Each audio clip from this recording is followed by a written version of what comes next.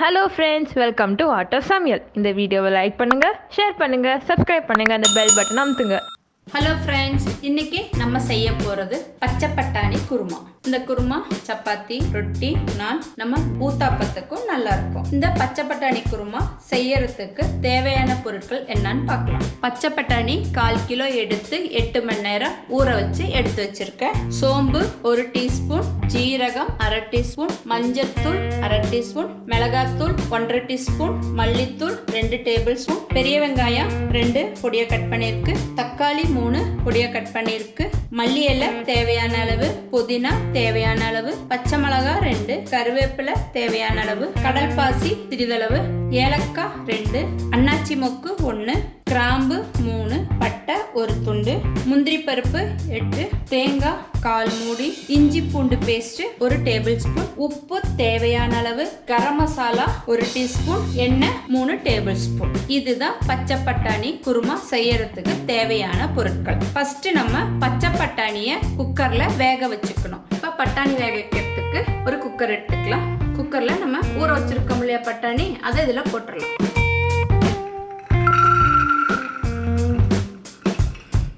அந்த பட்டாணி வேகிறதுக்கு தேவையான அளவு தண்ணி. இந்த பட்டாணிக்கு மேல கொஞ்சம் இருந்தா போதும், அந்த அளவுக்கு பட்டாணி மூழ்கணும். குக்கரை மூடிடலாம். இப்போ நான் அடுப்பை பற்ற வச்சிடுறேன். குக்கர் வெயிட்டையும் போட்டு இது ஒரு 4 விசில் வர வரைக்கும் வெயிட் பண்ணணும். இப்போ நம்ம பட்டாணியை வேக வச்சாச்சு. அடுத்து அரைக்கிறதுக்கு தேவையான பொருட்கள் என்னன்னு பார்க்கலாம். இப்போ நம்ம குருமாவுக்கு மசாலா அரைக்கணும். ஒரு மிக்ஸி எடுத்துக்கணும். மிக்ஸியில் தேங்காய், முந்திரி பருப்பு, அடுத்து சோம்பு, இதை நம்ம நைஸாக அரைச்சிட்டு வந்துடலாம். அதில் நம்ம தேங்காய், சோம்பு, முந்திரி பருப்பு இது மாதிரி நைஸாக அரைச்சிக்கணும். இப்போ குருமா தாளிக்கிறதுக்கு ஒரு பாத்திரம் எடுத்துக்கலாம். அடுப்பை வச்சுட்டேன். இப்போ பாத்திரம் சூடாயிடுச்சு. நம்ம தாளிக்கிறதுக்கு எண்ணெய் ஊற்றிக்கலாம். இப்போ எண்ணெய் நல்லா சூடாயிடுச்சு. நம்ம பட்டை, கிராம்பு, ஏலக்காய் எடுத்து வச்சிருக்கோம்னா அது இதில் போட்டுடலாம்.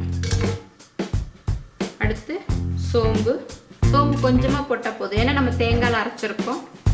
அடுத்து கொஞ்சமாக ஜீரகம். இந்த பட்டை, கிராம்பு, ஏலக்காய் நல்லா பொரியணும். இப்போ இதில் மசாலாலாம் நல்லா பொரிய ஆரம்பிச்சிடுச்சு. அடுத்து நம்ம பொடியை கட் பண்ணி வச்சிருக்கோம் இல்லையா, அந்த வெங்காயத்தை அதில் போட்டுடலாம்.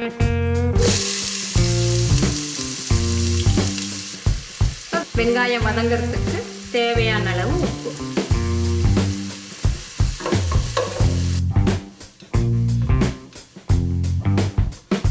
வெங்காயம் நல்லா வதங்கட்டும். இப்போ வெங்காயம் நல்லா வதங்க ஆரம்பிச்சிடுச்சு. நம்ம எடுத்து வச்சிருக்கோம் இல்லையா கருவேப்பிலை, பச்சை மிளகாய், அதை இதில் போட்டுடலாம். கருவேப்பிலை இந்த மாதிரி கிள்ளி போட்டுக்கலாம். அடுத்து பச்சை மிளகாயும் போட்டுடலாம். வெங்காயம் வந்து லைட் ப்ரௌன் ஆகிற வரைக்கும் வதக்கணும். குருமாவுக்கெல்லாம் கொஞ்சம் லைட் ப்ரௌன் ஆகிற வரைக்கும் வதக்கினா இந்த குருமா நல்லா வாசமாக இருக்கும்.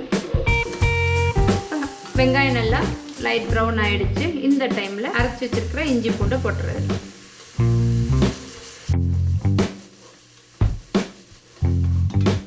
இஞ்சி பூண்டு பேஸ்ட்டோட பச்சை வாசம் போகிற வரைக்கும் நல்லா வதக்கணும்.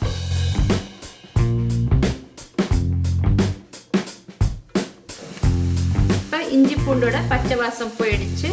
அடுத்து பொடியை கட் பண்ண தக்காளி இதில் போட்டுடலாம். தக்காளி நல்லா வெந்து உடையிற அளவுக்கு நம்ம இதை வதக்கிட்டு இருக்கணும். இப்போ தக்காளியெல்லாம் நல்லா மசிய ஆரம்பிச்சிடுச்சு. இந்த டைமில் நம்ம எடுத்து வச்சிருக்கிற தூளெல்லாம் போட்டுடலாம். மஞ்சத்தூள், அடுத்து மிளகாத்தூள், அடுத்து மல்லித்தூள், அடுத்து கரம் மசாலா. இந்த மசாலாவோட பச்சை வாசம் போகிற வரைக்கும் இது நல்லா வதக்கணும்.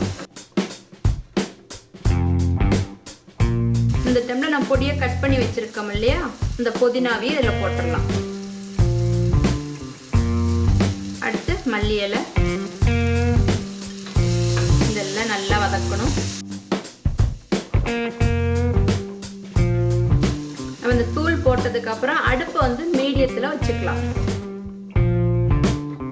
நல்லா வதங்கிடுச்சு. இந்த டைமில் நம்ம வேக வச்சு எடுத்து வச்சிருக்கோம் இல்லையா, அந்த பட்டாணியை இந்த மசாலாவில் போட்டுடலாம்.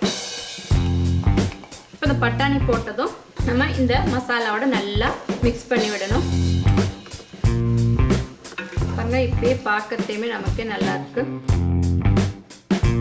இப்போ இது நல்லா வதக்கி வச்சு நம்ம பட்டாணி வேக வச்சோம் இல்லையா, அந்த தண்ணியை நம்ம இதில் ஊற்றிடலாம். இந்த பட்டாணியில் மசாலாவில் இறங்கிறதுக்காக கொஞ்சம் தண்ணி ஊற்றிடலாம். வேக வச்ச தண்ணி கீழே ஊற்ற வேண்டாம், நம்ம இந்த இதில் ஊற்றிடலாம் கிரேவியில். இப்போ இது நல்லா இந்த மாதிரி கலக்கி விடுங்க. இப்போ இது நல்லா கொதிக்கட்டும், அது வரைக்கும் வெயிட் பண்ணலாம். இப்போ இது நல்லா கொதிக்க ஆரம்பிச்சிடுச்சு.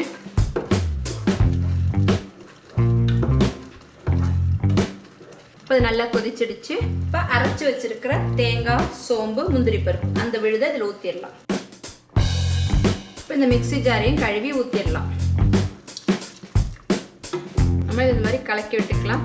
இப்போ கிரேவி கொஞ்சம் திக்காக இருக்குது, நம்ம இன்னும் கொஞ்சம் தண்ணி ஊற்றிக்கலாம். ஏன்னா நம்ம முந்திரி பருப்புலாம் அரைச்சி ஊற்றிருக்கோம் இல்லையா, அப்போ கிரேவி இன்னும் திக்காகும், அதனால் இன்னும் கொஞ்சம் தண்ணி ஊற்றிக்கலாம். இப்போ உப்பு பார்த்துக்கலாம். இப்போ கிரேவியில் உப்பு கம்மியாக இருக்குது, உப்பு கொஞ்சம் போட்டுடுறேன். உப்பு போட்டாச்சு. இது நல்லா நம்ம இதை கலக்கி விட்டுக்கலாம். இப்போ இது நல்லா கொதிக்கிற வரைக்கும் வெயிட் பண்ணலாம்.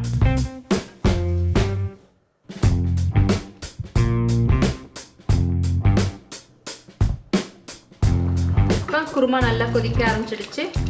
இந்த டைமில் அடுப்பை ஆஃப் பண்ணிவிட்டு நம்ம எடுத்து வச்சிருக்கிற மல்லித்தலை இருக்கு இல்லையா மீதி, அதை இதில் போட்டுடலாம். இப்போ நம்மளோட பச்சை பட்டாணி குருமா ரெடி. இதை ஒரு சர்விங் பவுலில் மாற்றலாம். இப்போ நம்மளோட பச்சை பட்டாணி குருமா ரெடி. இந்த பட்டாணி குருமா சப்பாத்திக்கு, ரொட்டிக்கு, நான்கு வச்சு சாப்பிட்டா சூப்பராக இருக்கும். இந்த மாதிரி நீங்களும் செஞ்சு பார்த்து சாப்பிட்டுட்டு உங்களோட கமெண்ட்டை சொல்லுங்கள். அடுத்த வீடியோவில் பார்க்கலாம்.